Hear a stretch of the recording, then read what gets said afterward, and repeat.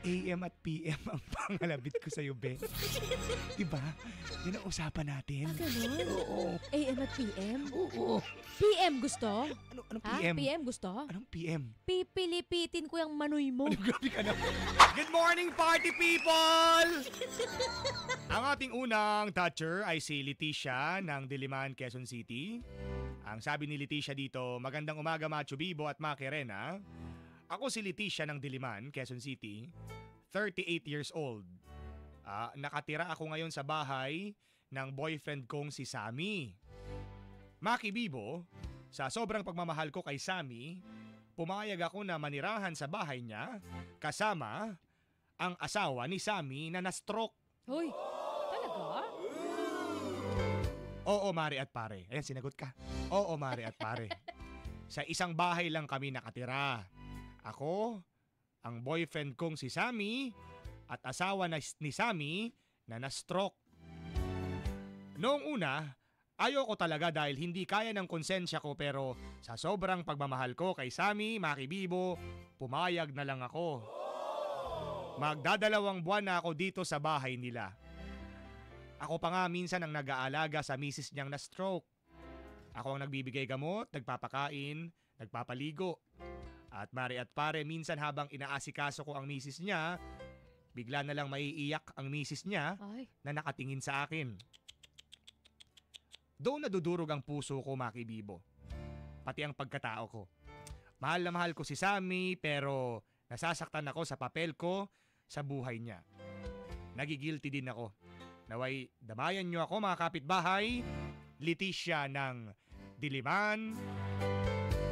Diyan lang yan. QC. Sa Quezon City.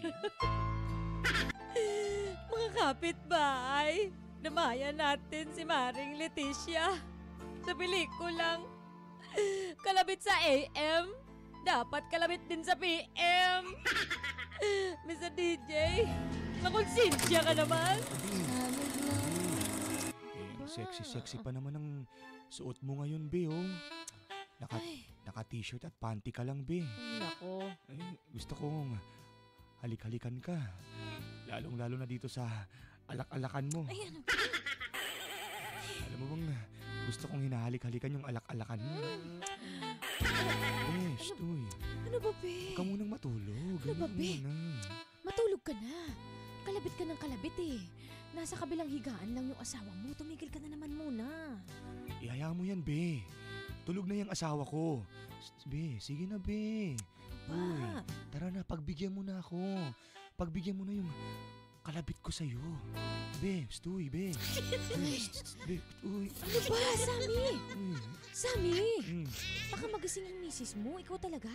Katatapos lang natin kaninang umaga. Kakalabit ka na naman. Kaninang umaga pa yun. AM yun. Dapat may kalabit din sa PM.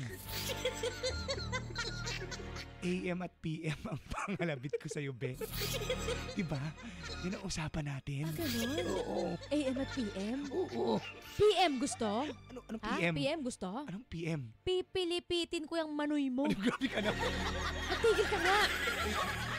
Kasama natin yung misis mo dito sa kwarto ngayon, kaya tumigil ka muna. Ano ba? Hindi makakahalata yan. Tsaka tulog na yan. Hindi na. Akala ko ba mahal mo ako? Pumayag kang tumira dito sa bahay. Dahil ayaw mong mawala ako at tayo pa rin. Di ba handa mo gawin ang lahat, be? Be, di ba? Naku, konsensya na kasi ako, Sammy. Lalo pa yung misis mo, na-stroke. Ako nag-aalaga sa kanya pag wala ka. Kulasisi mo ko tapos nakatira ako dito sa bahay mo kasama ang asawa mo. Ang sakit-sakit kaya sa pakiramdam, Sammy. Huwag ka nang magdrama dyan, pwede ba? Di kung ayaw mo, di wag. Ang dami-dami mo ng kadramahan. Di matutulog kung matutulog. Diyos ko, ano ba itong pinasukan kong relasyon? Nagmahal ako pero inuusig ako ng konsensya ko. Nakukonsensya na ako. Grabe naman. Nakukonsensya na si Leticia. Masaya ako sa AM, sa PM, hindi ako sure. Yung pipilipitin ng Manoy, Agoy, wag mo pilipitin si Manoy. akin na, pipilipitin ko yan. Ang hilig mga labit. Kasi ganun daw dapat. Ang lungkot pala sa PM, kaya ayoko ng mga labit sa PM. Ganun daw kasi dapat AM at PM daw ang kalabit.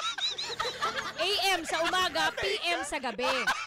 Sa umaga at gabi, dapat Buisit na may yan. kalabit. Paano naman yung noon? Di ba Ay, may nako. tanghali dapat? Kaya nga, at Noon. midnight stock pa dapat yan. Agoy, Teka lang, talaga teka ba? lang. Leticia ng Diliman, ikaw ay nag-text dahil nais mong damayan ka namin dahil ikaw ay nakatira ngayon sa boyfriend mo, sa bahay ng boyfriend mo, nakasama ang misis niya na na-stroke. Oh, yun na nga.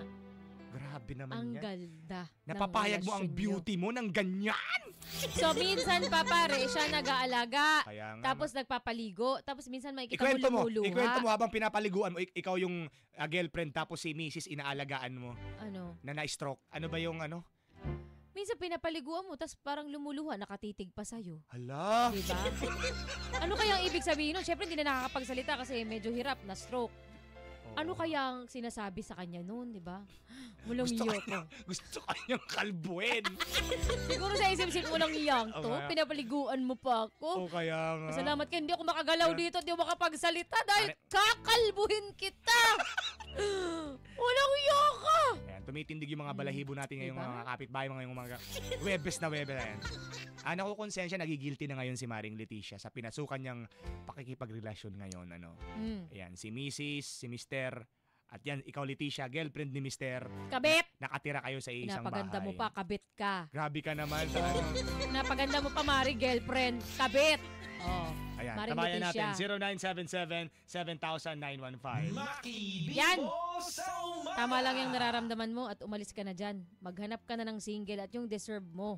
Eros po ito ng Santa Cruz, Manila. Ayan. Totoo naman. Tama lang nararamdaman mo. Siyempre, siguro dahil may puso ka pa man din, di ba? May puso ka rin, Tsaka- nahahabag ka doon sa kalagayan ng asawa ni, ang pangalan nito? Si Sammy. Si Sammy, yung asawa ni Sammy. Siyempre, kahit ako pa rin, makukonsensya ako pag nakikita ko lalo yung kalagayan ng jowa, ng Diyosawa. Di ba? Tapos ikaw pa yung nag-aalaga sa Oo, misis niya. nakikita mo yung pinagdadaanan ng misis, yung sakripisyo. Yung talagang walang magawa, dinadaan na lang sa luha yung mga Oo. galit sa'yo. Habang nakatitig sa'yo. Hindi siya nagsasalita, pero yung mga titig niya, tumatarak sa puso. Habang pinupunasan mo, mga ganun mare, no? Oo, sumasaksak pinapakain mo.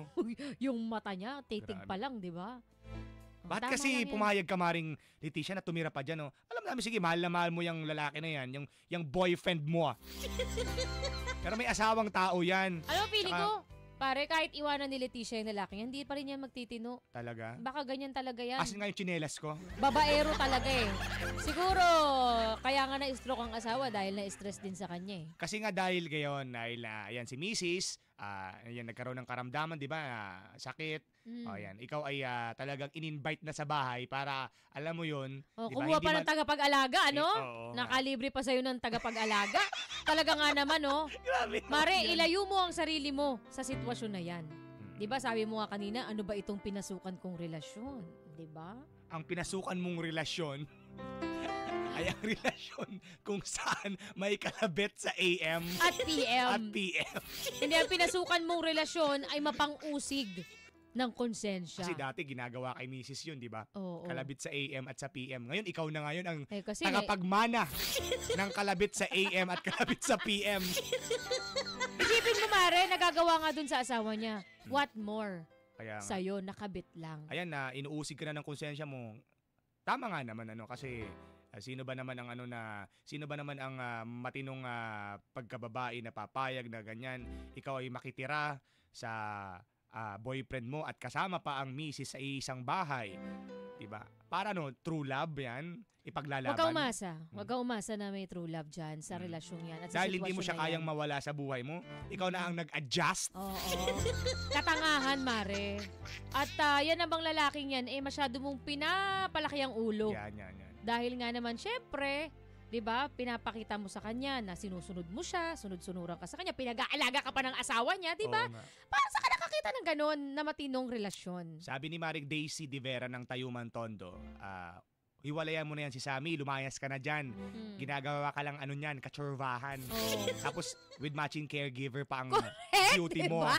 Ikaw mismo kasi ang nagpapahintulot. Ngayon kung ayaw mong malagak sa ganyang klaseng sitwasyon, ikaw mismo umiwas. Kumuha ka ng lalaking kakalabit sa'yo forever. Yes! Wow! Hindi lang AM at PM, naka-schedule. Naka-schedule. Mula umaga, tanghali, gabi, midnight snack. O, diba? Masyadong ano yan, Mare. Nakakaano ng balahibo talaga. Nakakapagod yan, Nakakilabo talaga yan, Mare. Kung ako nasa sitwasyon mo, Leticia, mapapagod at mapapagod ako. Nakakaubos yan. Sa umpisa lang yan, syempre, mahal mo. Paano pag naubos na yung pagmamahal? Wala nang natira pa. Pagod na lang ang natira. Anong gagawin mo? Imbis na bumuti siguro yung lagay ng asawa ni Sammy, mukhang matatagalan at dahil kakaisip na nakatira sa bahay niya yung girlfriend ng mister niya. Umanap ka na lang ng iba na pagsasakripisyuhan mo pero worth it. Hindi yung ganyan, hindi niya deserve na pagsakripisyuhan siya ng ganyan. Kasi hindi naman, una-una, hindi ikaw ang original. Kabit ka, di ba? Paano pag ginawa ko yun, wala nang kalabit. Meron. Naniniwala ko meron pa. Gusto mo ba ng kalabit? Naniniwala ko. Punta ka sa sementeryo. Maraming kakalabit sa'yo doon. Ayan, yan. May kasama pang sit-set. Diba? At kilabot. Hindi kami konforme, hindi kami payag sa Awag na, Mare. sa pagtira mo dyan ngayon sa bahay ng boyfriend mo dahil kasama ninyo ang asawa niya. Lalo pa man din ayan, may pinagdadaanan sa kalusugan niya yan. Hayaan mo siyang na stroke. Siya mag-alaga sa asawa niya kasi responsibilidad niya yun dahil asawa niya yun. Hindi mo responsibilidad na magpagka-caregiver dyan sa asawa ng may asawa. Grabe naman yan. Tsaka yung Sammy na yan. I-PM mo na nga yan, Mare. I-PM mo na talaga yan. Talaga, i-PM ko. Pipilipiti ko talaga manoy niyan. Masyadong mahilig. AM, PM, gusto? Kaya pala ganun. Alagaan mo sarili mo, Mare. Huwag kang hayaang ano ka dyan. Sayangin mo ang beauty mo dyan sa lalaking yan. Mas deserve mo talaga yung hindi ganyang klaseng sitwasyon na nakakausig ng konsensya. Ito na, ituloy-tuloy natin ang inyong kinaaliwang live drama dito sa Win Radio. Maki Rena at Macho Bibo, ako po si Harold. Working student po ako at may girlfriend ako ngayong mas bata sa akin na si Tinay. 25 years old ako, siya naman po 19 years old pa lang. Mag-iisang taon pa lang kami pero wala pa ring nangyayari sa aming dalawa. Mahal ko naman siya kaya lang hindi ko talaga mapigilan ang panggigigil ko sa kanya, lalo na kapag kami lang dalawa ang naiiwan sa bahay namin. Hindi lang pala mga ate, gigil din, Mare. Isang buwan bago ang anniversary namin, tinanong ko si Tinay noon kung pwede na namin gawin ang happiness. Ala! Ang sabi niya, hindi pa raw siya ready at mas gusto niyang gawin namin kapag mag-asawa na kami. Aaminin kong medyo sumama ang loob ko kasi naisip ko na matagal pa bago mangyari yun kasi nag-aaral pa kami pareho. Akala ko wala na talagang pag-asa pang matupad ang hiling ko pero laking gulat ko nang bigla niya akong sunggaban. At sinabi niya sa akin na pwede naman naming kamayin. Makapapanis, uy. Nasurpresa ako sa ginawa ni Tinay gamit ang kanyang mahuhusay na kamay. Kaya hindi na rin ako nagpatumpik-tumpik pa at ginamit ko na rin ang aking mahuhusay na kamay sa pagbibigay ng happiness kay Tinay. Mahal ko si Tinay at mas lalo ko pa siyang minahal ngayon. Sana lang matagalan ko ang ganitong setup sa aming relasyon kasi medyo nakakasawa rin kasi yung paulit-ulit. Pero wala na akong iba pang choice. Harold ng Cavite. O, di ba nga? Sa pangalawang live drama na may pamagat na sa mga kamay ni Tinay. Uy, baby. Pansinin mo naman ako. Ano ba, baby? Hinga ka ng hinga sa tenga ko eh. Kinikilabutan sabi ako. Kasi naman ano ba naman, andito nga ako Ikaw puro ka panonood ng TikTok dyan Di mo ba alam? 11th monthsary natin ngayon. Nabilang ko pa yon. 11th monthsary natin ngayon. Wala ba tayong gagawin? Baby, Ano ba? Wala ba tayong gagawing bago sa 11th monthsary natin? Ano bang bagong sinasabi mo? baby. Ay nako, Gusto. tumigil ka baby. Alam mo naman na ang sagot ko sa mga hiling mo na yan, hindi ba? Di ba pinaliwanag ko na sa'yo na... Nasa ka na kapag kasal at mag-asawa na tayo. Oo, alam ko naman yan. Paulit-ulit na lang Pero kasi, baby, Ano ba? ang kulit kasi ng isa mo pang baby.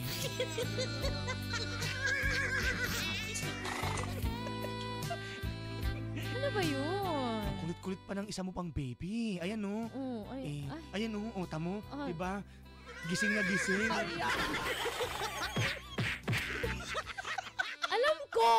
Alam ko kanina pa, gising na gising yan. Hindi ko nga yan nakita na natutulog sa tuwing magkasama tayo eh. Palaging gigil at gustong lumabas. Grabe ka Ay, nako. naman. Oo nga, baby. Hindi ka ba naaawa sa kanya? Kawawa naman siya. Kawawa naman yung baby na yan. Halika dito, sasakaling kita. Nagigigil ako sa'yo, ha? Uy, baby. Anong ginagawa mo? Ay, ano pa nga ba? Hindi ba gustong-gusto mo na kamo? O eto, pagbibigyan kita. Teka lang, nahulog yung sing-sing mo. Hindi. Pagbibigyan kita. Talaga? Gagawin na natin ngayon, baby? Oo, pero hindi yung gusto mong happiness. Ano? Baby, alam mo, sandali hawakan ko lang. Kanina ko lang kasi naisip bigla. Naisip ko lang to bigla kanina na pwede naman pala nating gamitin ang mga mahuhusay nating kamay. O diba? Kamayin na lang muna natin. Pwede naman yun, diba? Ito na lang muna ang kaya kong ibigay, baby. Okay. Okay? Sige, baby ha. Okay. Ayan. Oo. Sampag mga daliri na yan. Kawawa naman kasi yung Sa baby. mga kamay ni Tinay. Yan po, pelikula number 2 natin. Diyos ko, Yan. may naganap. May naganap pero... Na paggawa gamit ang mga kamay. Hindi happiness yun pero... Pwede na. Hindi happiness pero agoy kalami. Pwede na yun, pare. Nakakaano din naman yun. Hindi ko maisip kung ano yung ginawa, Mare. Hinawakan lang yung baby. Hinawakan yung baby. Kasi kawawa naman daw. Lagi nakakulong. Gising na gising pero lagi nakakulong. Kaya nga. Pinakawalan muna. Bakit kumuha ka ng jowa na dalawa ang baby laging gigil? Dalawang baby laging gigil. Yung baby sa taas at mas lalong gigil yung baby sa baba. Umiiyak. Ayan o. Ayan. Kayang makagawa niyan. Yung baby na yan. Harold, ayan. Damayan natin si paring Harold, ang ating kapitbahay na hindi na makatiis. Kaya kinamay ang kanin. Lamig, mga Ayan, buti hindi napanis ano. Kasi kapag kinakamay, napapanis. Baka malinis ang kamay ni Tinay. Naawa, no? Ayan. Naawa. 0977-7000-915 o damay-damay na Diz. Sige na mga kapitbahay, 0977-7000-915 para isa-isa nating basahin at maramdaman mga pagdamay nyo sa ating kapitbahay ngayong umaga. Ito pare, sabi ni Nelson ng Tondo. Si Nelson. Parikoy, Harold, wala kang ibang magagawa dyan kundi pagtiisan. Kasi yan ang gusto ng mahal mo. Kung Ayun. mahal mo siya, irerespeto mo ang desisyon niya. Nagawin lang yon kapag kasal na kayo. Buti nga may nangyayari pa eh. Ay, diba? sabi ni Dayan ng Santolan, buti nga kamay ang gamit mo, akin tenga. Tenga! Hoy! Hindi ko ma-imagine. Paano yun? Ikaw talaga si Dayan ng Santolan. Buti nga yan, tenga. Buti ang gamit sa'yo, kamay, akin tenga ang gamit. Buti nga yan, tenga. Yung kilala ko, Force. Kala mo ha? Oo nga, buti nga may nangyari pa. Pinagbigyan ka pa rin kasi siguro mahal ka talaga at gusto kang pagbigyan. Pero hindi mo ba naisip yun? Nilalaan niya yun para sa'yo. Ano nyo, pag kayo kinasal na, Oo. usapan nyo kasi yun, di ba? Oo. Minsan ganun talaga sa isang relasyon, may mga ganyang usapan, may mga ganyang deal, ika nga ano. Yan, dyan masusubok ang pagiging... Ano tawag dito? Diyan masusubok ang pagmamahal mo talaga sa kanya at ang pagiging ang seryoso pagiging mapagmahal. At matiisin. Yan, correct. pagiging matiisin mo. Diyan masusukat. Kung talagang gigil na gigil ka na, mas manggigigil ka pa pag tumagal pa kayo. Kasi talagang ayaw talagang ibigay. Sabi ni Ellen, ako paa ang gamit ko. Masakit naman, pinaa. Kahit may kalyo to. Sabi ni Ellen, no? Oh, okay na yan, paring Harold. Carry na yan kesa wala. Mm-mm. Pagtiisan mo na lang, Correct. pagtiyagaan mo, buti nga meron eh. Meron. Yung iba talaga wala as in. Kaya yung iba 'di ba parang para makaiwas sa tukso, magpapakasal sila agad pag tungtong ng hustong edad. May mga Oo. ganyan ako kilala pare na bawal talaga silang magtsorbahan bago sila ikasal. Kailangan ikinasal sila. Kaya para makaiwas sa tukso, ipinakasal sila sa hustong edad nila. Yun. Nung dumating sila sa hustong edad. Mga 63 at 64 Yan, na sila ngayon. pwede yan. Pwede kayo dyan, 63 at 64. May benepisyo na kayo. Pwede na ba yun? Pwede. Pwede na ba mag-kiss? Yung Oh, kapitbahay pwede. natin, 2 taon ng mag-asawa, hindi pa sila nagkikiss. Ah, talaga? Oo, hindi pa sila nagkikiss. Anong ginagawa nila? Hindi ko nga alam eh. Nagtititigan Ayan. lang? Gigil na si mister hanggang ngayon hindi pa siya nakakiss kay misis niya. Nagtitigan? Hindi, pero yun nga, Harold, irespeto mo. Mm. At kung mahal mo talaga si Tinay, Si Tinay. Gagaya Handa ka mo. maghintay. Oo. Handa mong hintayin ang husay ni Tinay.